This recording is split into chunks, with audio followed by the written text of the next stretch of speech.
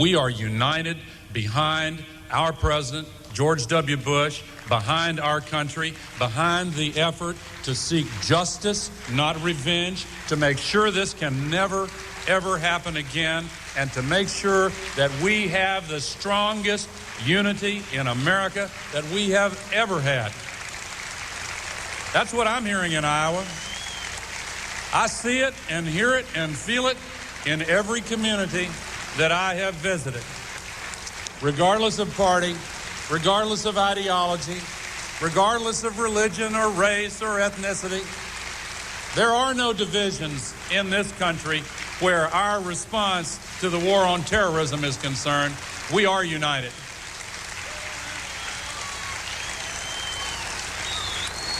George W. Bush is my commander-in-chief.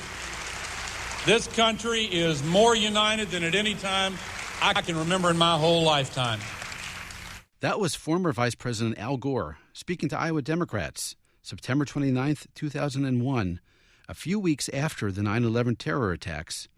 Al Gore was making his first political appearance since losing the 2000 presidential election to George W. Bush. People wonder when or if we'll hear that kind of language from our country's political leaders again. Here at C-SPAN's The Weekly, we don't predict the future, but we do search the past using the C-SPAN video library. 6 years after Al Gore's Iowa speech, the man he lost the presidency to, George W. Bush, was addressing Congress. Republican President Bush began his January 23, 2007 State of the Union address by honoring a milestone achieved by the House of Representatives' top Democrat. Members of Congress, I have the high privilege and the distinct honor of presenting to you the President of the United States.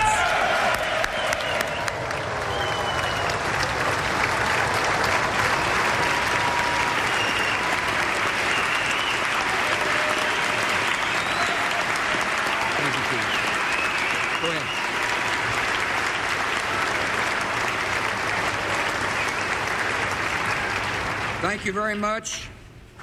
And tonight I have the high privilege and distinct honor of my own as the first president to begin the State of the Union message with these words: Madam Speaker.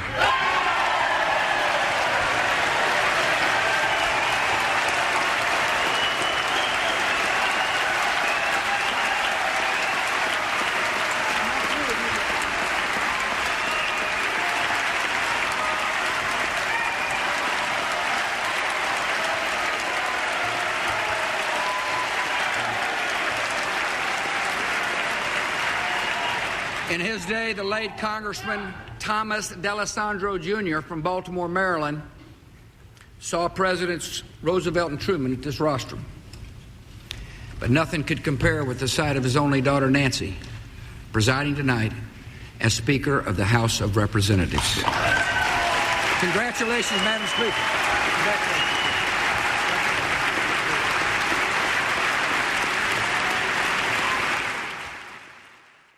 That was President Bush saluting Speaker Pelosi on her way in. 2 decades before that, during another State of the Union address, another Republican president led cheers for another Democratic speaker, Tip O'Neill, this time on his way out. Here's how President Ronald Reagan began his 1986 speech to Congress. Mr. Speaker, before I begin my prepared remarks, may I point out that tonight marks the 10th and last State of the Union message that you've presided over. And on behalf of the American people, I want to salute you for your service to Congress and country. Here's to you.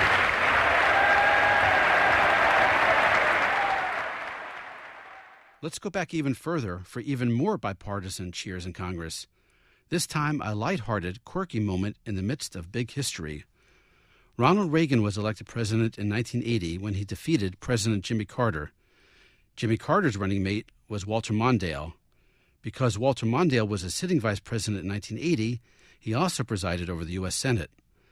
One of his last official duties as both vice president of the United States and president of the Senate was to read the results of the 1980 presidential race, which his ticket lost. Listen to how Walter Mondale handles announcing his own electoral defeat. On January 6, 1981, standing in front of the House of Representatives, Next to Speaker Tip O'Neill.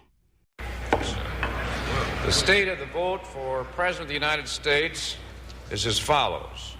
The whole number of electors appointed to vote for the President of the United States is 538, of which a majority is 270. Ronald Reagan of the state of California has received for President of the United States 489 votes.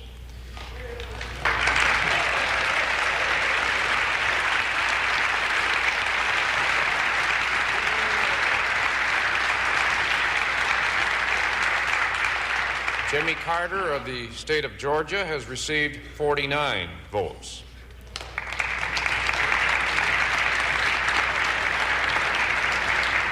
The state of the vote for Vice President of the United States is as follows. The whole number of electors appointed to vote for Vice President of the United States is 538, of which a majority is 270. George Bush of the state of Texas has received for Vice President of the United States 489 votes.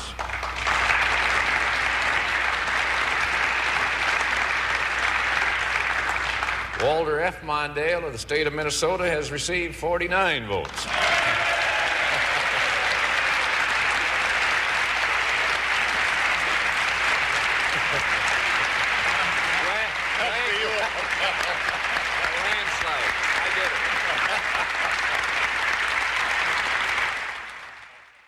Walter Mondale laughed and joked to Speaker Tip O'Neill, a landslide.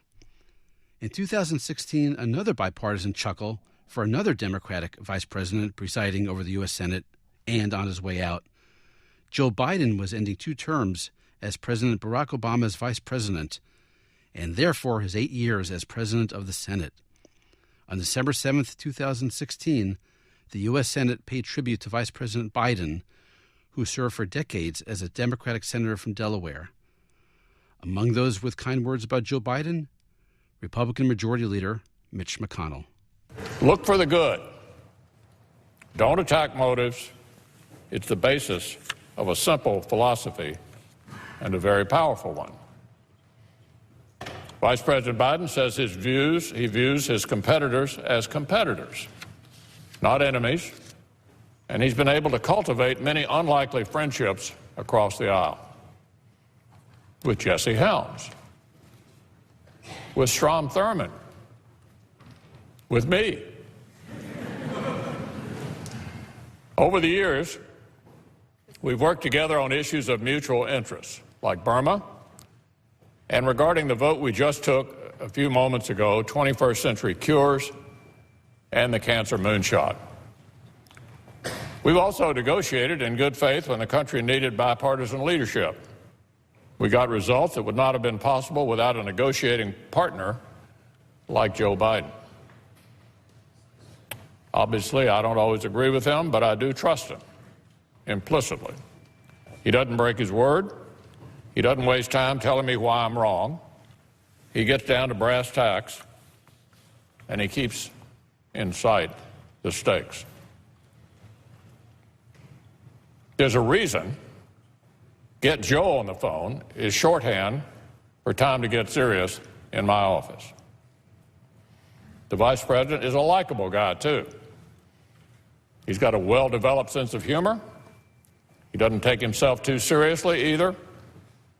When The Onion ran a mock photo of him washing a Trans Am in the White House driveway shirtless, America embraced it. And so did he. I think it's hilarious, he said. But by the way, I have a Corvette, a 67 Corvette, not a Trans Am. So you see what I mean. Returning to the political aftermath of 9/11, Tim Romer was a member of the 9/11 Commission that investigated the terror attacks on the United States. From 2005, here's Tim Romer, a former member of Congress, Democrat from Indiana, discussing the 9/11 report. I can't say it better than our report says it. I want to quote a couple sentences from the 9/11 Commission. We have come together with a unity of purpose because our nation demands it. September 11, 2001 was a day of unprecedented shock and suffering in the United States. The nation was unprepared. How did this happen, and how can we avoid such a tragedy again? Let's continue to work together with that unity of purpose and unity of effort. Thank you. Perhaps the most famous example of political unity in modern times happened on September 11th, 2001. We'll end with members of Congress from both parties on the Capitol steps that night. After a moment of silence, they ended by breaking out into spontaneous bipartisan song. You okay? And that I love, stand beside her and guide her through the night with the light from above, from the mountains to the prairies to the ocean, white with foam. God bless America, my home, sweet home. God bless America, my home, sweet home.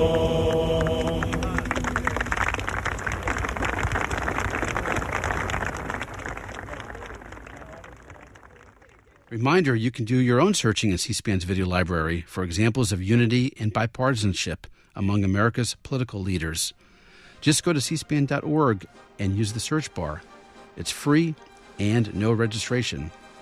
Thank you for listening to C-SPAN's The Weekly. Happy searching.